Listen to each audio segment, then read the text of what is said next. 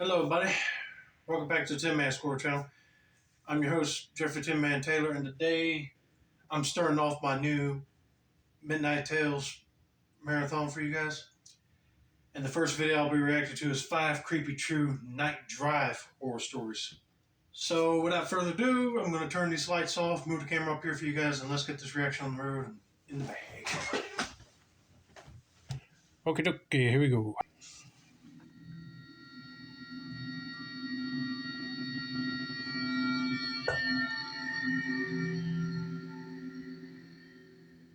I live on the outskirts of one of the largest cities in the Northeast, Okay. in a quiet section of the city with a small town feel. I go to a gym in the suburbs and was headed home after a pretty intense workout, ready to get home, pet my dog, and take a much-needed shower.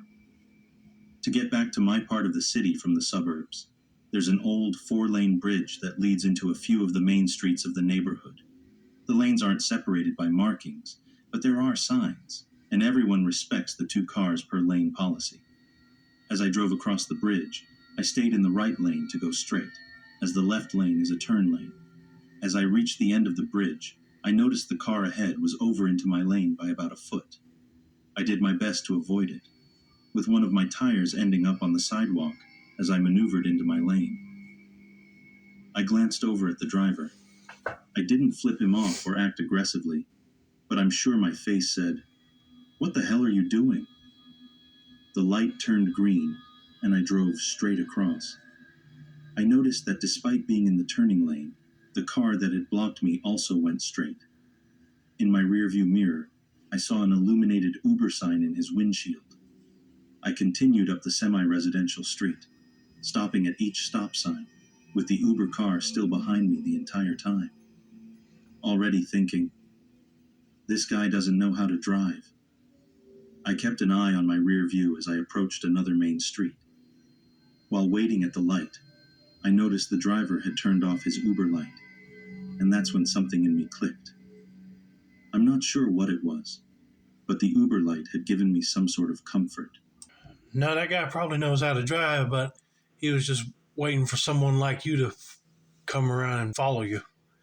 Or he was just probably mad that you had to look at him meanly or something, but he probably might won't be one of those fake Uber drivers if he ain't picking nobody up while he's following you.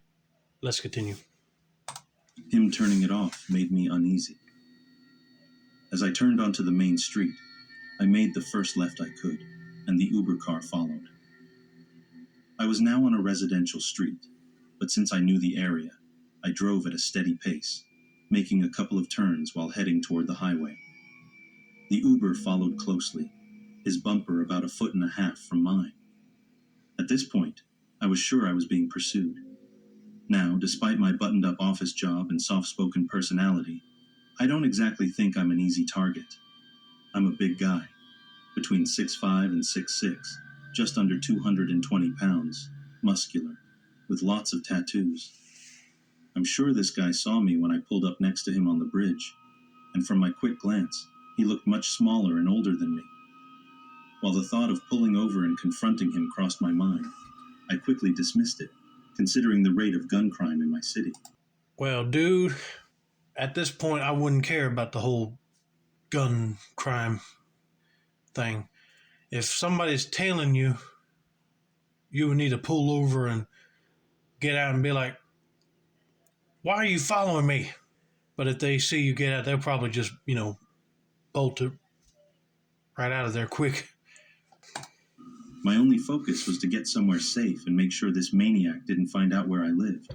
For sure. When I got onto the highway, he followed, cutting across several lanes to keep up with me. I took the first exit I could, leading him down a winding maze of back streets, his car inches from my bumper the entire time. I wasn't paying attention to one-way signs, stop signs, or speed limits at this point. I just knew I needed to get away. The Uber followed, matching my speed, taking every sharp turn through the maze of streets. Realizing I needed to get to a more populated area in case he tried to hurt me or ram my car, I headed back toward the main street. Out of the corner of my eye, I spotted the parking lot of a fast food restaurant that provided a shortcut to the main road. I sped through the parking lot, and he followed. I felt hopeless. If this guy was willing to chase me through all of that, it seemed like he wouldn't stop until he caught me. I weighed my options. The police station was about 10 minutes away, but there were several lights and crosswalks between me and safety. I decided to head toward the station, trying to lose him on the back streets. I didn't want to give him a chance to get out at a red light and attack me. I had to hope I wouldn't hit any red lights. As I rounded the corner out of the parking lot, my worst-case scenario played out. A red light with a car already stopped, and a one-way street to my left with a car ready to turn. I know it was reckless, but I didn't hesitate. I merged into the oncoming lane and made a left turn, going the wrong way down a one-way street. I heard a few honks, but I didn't care. I just prayed that this reckless move threw him off and caused enough confusion for me to escape. I checked my rearview mirror, no headlights. I drove to the end of the block, made a few random turns down side streets, and finally pulled into the parking lot of an apartment complex. I turned off my car, my adrenaline still pumping, and couldn't stop shaking. I laid my seat back and called the police non-emergency line. The woman who answered was entirely unhelpful and told me to call 911. All I had was a brief description of the car and the driver, whose face I couldn't remember well. The police said they'd write it up as a disturbance, but advised me to drive home since some time had passed between the chase ending and their getting to me. Being paranoid, I parked several blocks away from my house, changed clothes in my car, put on a hat, and walked home, constantly looking out for this guy and his car. I thought I saw his car turn left down another block, but I told myself that even if it was him, he wouldn't recognize me outside of my car. Now, as I sit at home typing this, my large dog beside me and a drink in hand, I feel helpless. I'm scared to drive my car around the city and run into this guy again, scared of what he might do if he finds me. I'm worried he'll drive around, spot my car, figure out where I live, and come after me or my family. I've never felt this vulnerable in my life. I've never considered purchasing a weapon legally, but this encounter is making me think about it. All I can do now is try to move on and hope I don't see him again. Amen to that, brother. Because if the person was just following you nonstop, yeah, he was up to no good. If he thought that you might have looked at him meanly or something, he wanted to confront you about it, or he was planning on stalking you to figure out where you live and then probably rob you later. But if you're calling a non-emergency number, the people on the other end should be more concerning than just be like, oh, call the police. This is why incidents like this should be captured on little dash cameras in your car. Then you would know what the guy looked like and what type of car he was driving. What does his license plate say? And you're like, boom, got him. You don't have to worry about him no more. But if he hasn't found that dude by now, I don't think he'll never will. All right, let's get to the next story.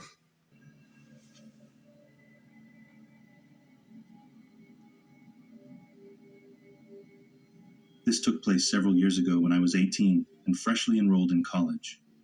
I grew up in an extremely strict household. My parents set my curfew at 8 p.m.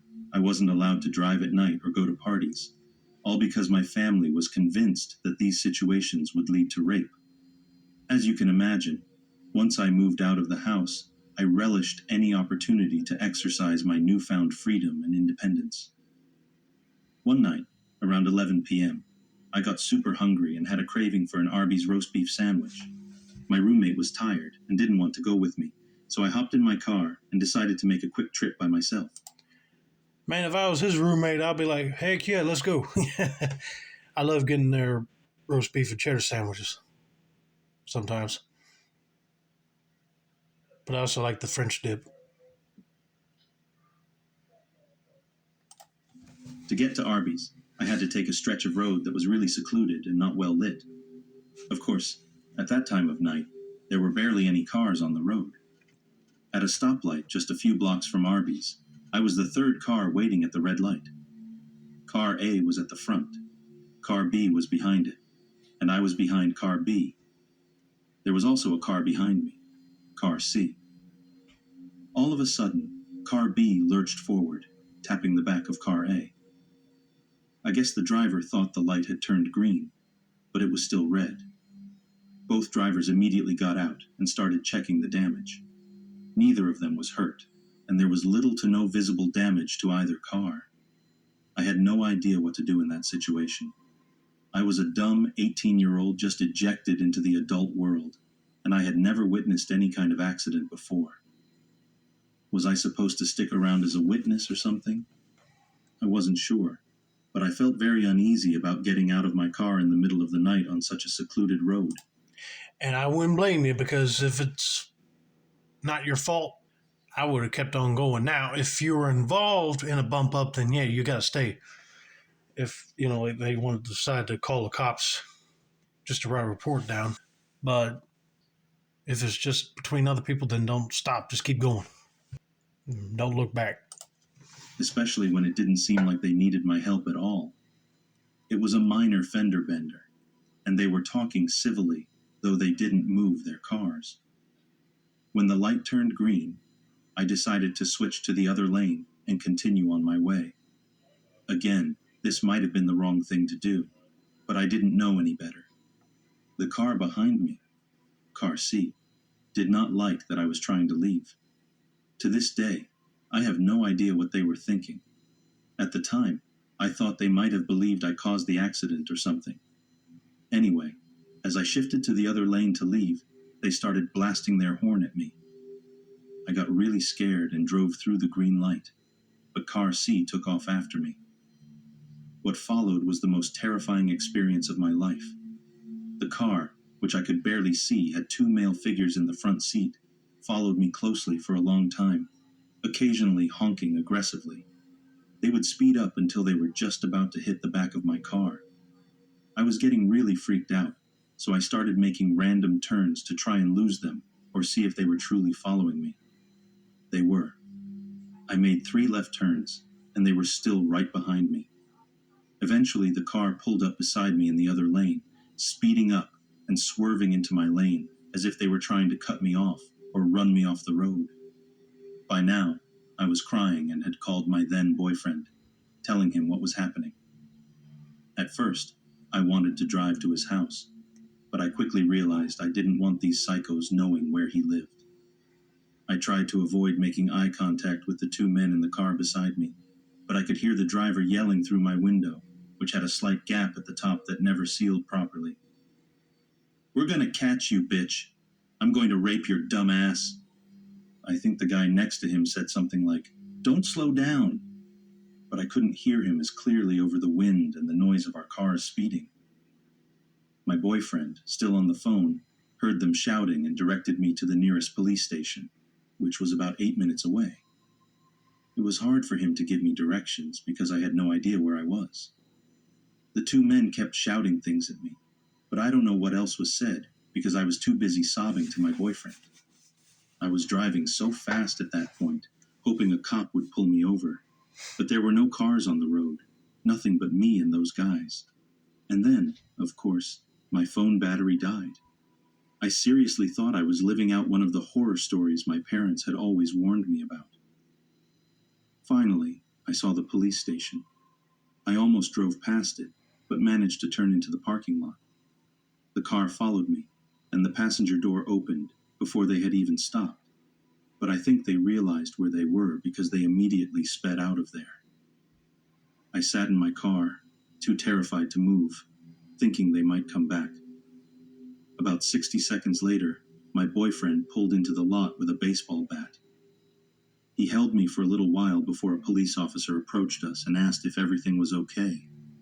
It turned out that the car that had followed me fit the description of a vehicle involved in a similar incident. Apparently, these same guys had scared another girl so badly that she crashed her car into a tree trying to get away. Neither she nor I got the license plate, and to this day, I don't know if they ever caught those guys. If I got out of line from, witnessing a bump up, because I figured I don't have nothing to do with it, I'll be going on, right? But if somebody just starts, turning in the same lane that I am and start honking their horn at me, like I was leaving the scene or something, I'll be calling the cops right then and there. But yeah, just to scare people off the road, they are just some sick individuals because they said they were going to rape her. No. Mm-mm. Thank God she called her boyfriend and got out of that mess. I don't blame her boyfriend bringing the baseball bat because I'll bring something like that to whack them in the stomach real hard and be like, don't you ever follow her again. But I'm just glad she got out of there okay.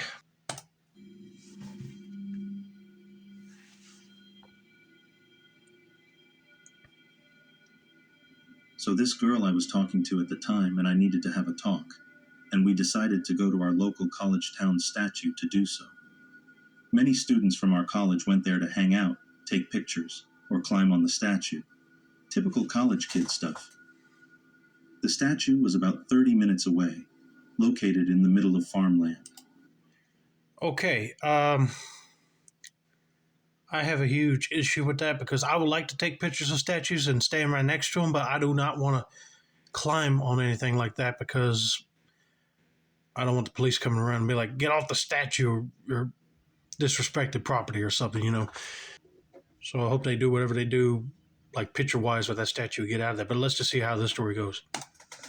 The road to get there was a small, one-lane road in each direction.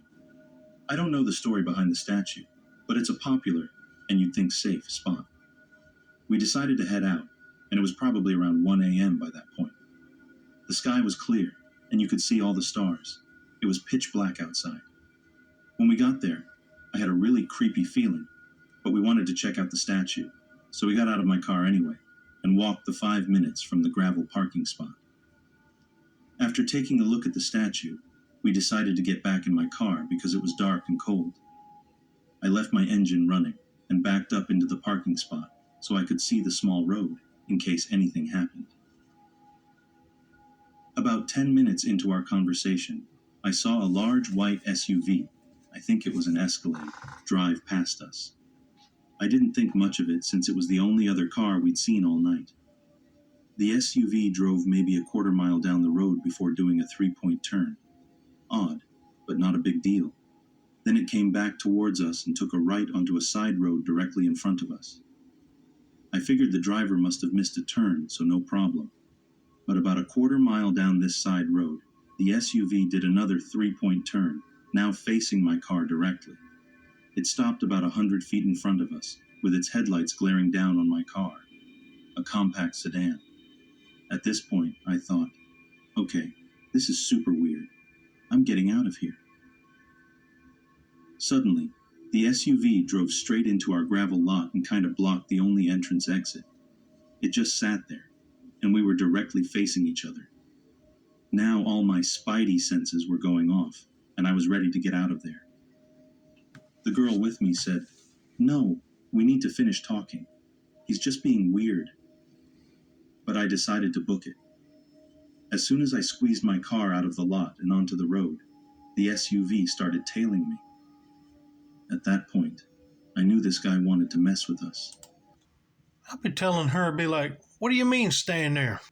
If this creep is trying to block us from going anywhere, I'll be hitting the pedal to the metal to get out of there quick before he decides to get out of his vehicle and mess with us. Be like, no, you're talking, really? Or you could talk while you're driving. Out of there. This is probably another stalker situation. I told the girl to call the cops, but of course we had no service in the middle of nowhere. Dang it. I floored it, pushing my car to over 120 miles on this small country road surrounded by nothing. The SUV stayed right on my tail. The road we were on was straight nothingness for 15 plus miles, and we kept going. Finally, we started to reach some sense of civilization, and there was an intersection with other cars. I sighed in relief, thinking the guy would leave us alone. To test him, I put on my left turn signal and acted like I was about to turn. I turned the wheel slightly as if I was going left, then slammed the gas and went straight. The SUV copied my every move. Turn signal, turning, accelerating, everything. A couple of miles later, we finally got reception and called the police. As we were on the phone with them, we spotted a brightly lit gas station, so we turned in. I figured if this guy was going to kill or kidnap us, He'd have to do it where people could see. As soon as we pulled into the gas station, the SUV sped off in the opposite direction. We gave the dispatcher a description of the SUV and explained what had happened, and then we went back to finishing our conversation, oddly enough. To this day, I don't know what that person wanted or what their objective was, but I'm really glad I didn't find out. Yeah, I'm glad you didn't either, but he was probably a stalker, probably going to figure out where you girls were headed. And he probably would have ended up kidnapping you and maybe robbing you or something. But I'm glad you did the right thing and hit the pedal to the metal out of there and called the cops when you did. I just hope with that description they gave him, they were able to get that sucker.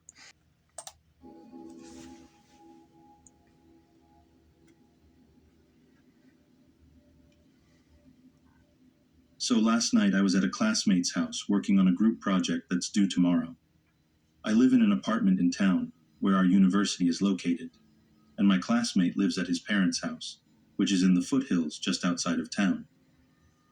To get to their house, you have to drive along a relatively secluded and narrow 2-lane road for about 5 miles. We started working on the project around 6 p.m., and I ended up hanging around for a while after we finished. I left his house pretty late, around 11, and started driving back towards town. I didn't realize how tough it would be to navigate the road at night. There were no streetlights, and the road was unkempt and full of potholes. On top of that, I had no cell service, so I had to drive slowly to avoid blowing out one of my tires, since I had already used my spare a couple of weeks ago.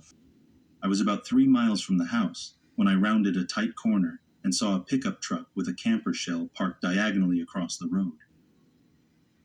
The way it was parked completely blocked my path, and I couldn't drive around it because there were gullies on both sides of the road.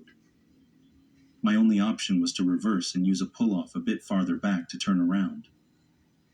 At first, I couldn't see inside the cab, but when I turned on my high beams, I saw a man slouched over in the driver's seat, his head resting against the steering wheel as if he'd been knocked out in a bad accident.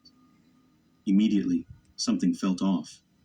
The way his truck had conveniently come to rest in a position that completely blocked the road was a huge red flag. I had heard stories of people faking accidents or injuries on isolated roads to lure drivers out of their cars to rob them. I was just thinking that it's probably not a actual accident happening or medical emergency.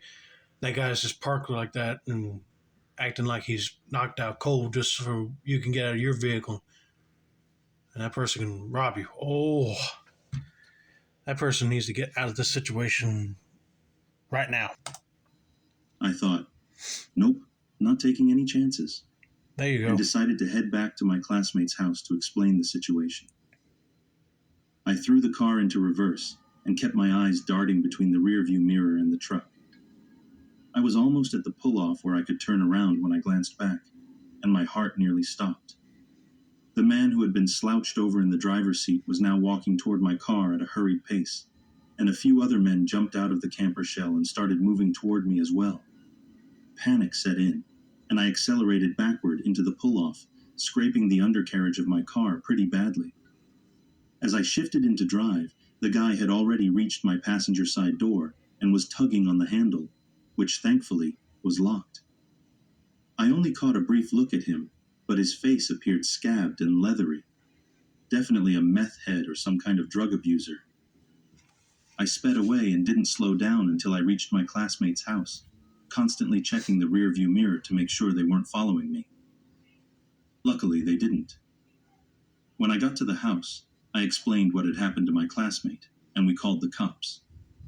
I was grateful that his parents were kind enough to let me stay the night. The police didn't find anyone matching the description, but I filed an incident report, and they told me they'd keep an eye out for similar vehicles or suspicious activity. Holy shit. I'm still so shaken up. Every time I think about the guy rushing at me, I get the same adrenaline rush I had when it happened. Hey, I wouldn't blame you. But I try to keep calm and think about something else in life than worrying about those people again. Because if they didn't break into your car window to tell you to pull over now and try to rob you, then you're good. You're thankful they didn't pull out no gun and start shooting at your car or nothing. But I'm glad that this person did the right thing and backed up and got out of there quick. But it's kind of disturbing to see a scabby faced man, unless he's been outside for a long period of time and his skin started to scab up. But other than that, he probably is a meth head person.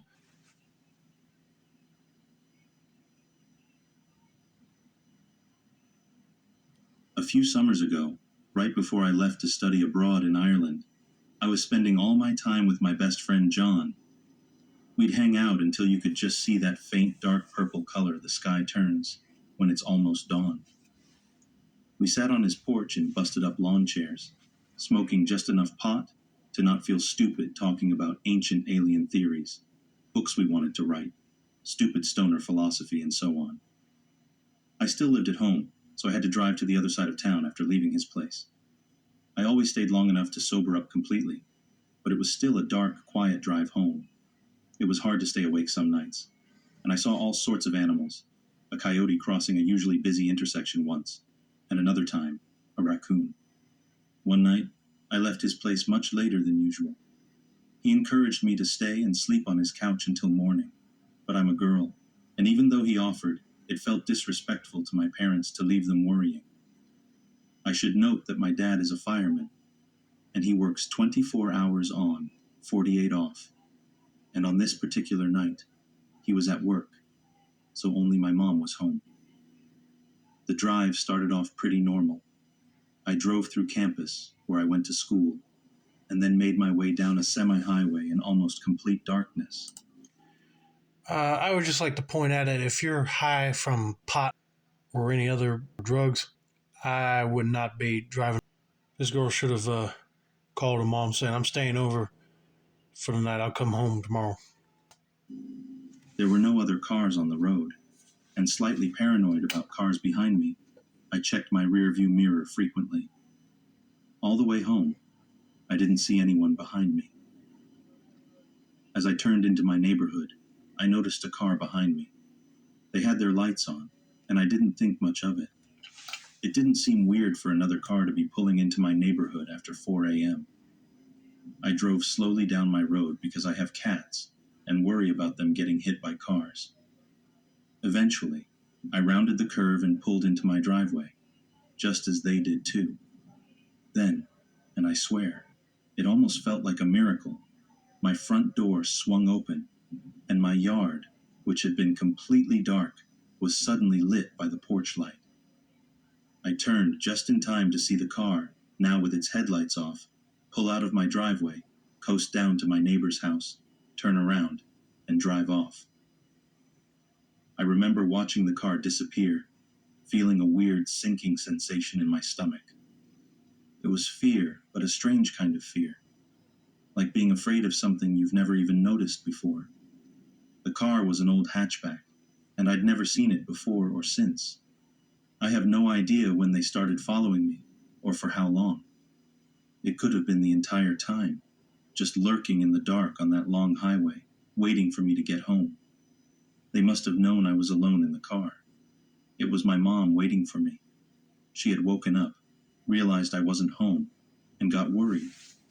She waited at the door for me to return, and when she saw the other car behind me, she turned on the lights, which scared them off.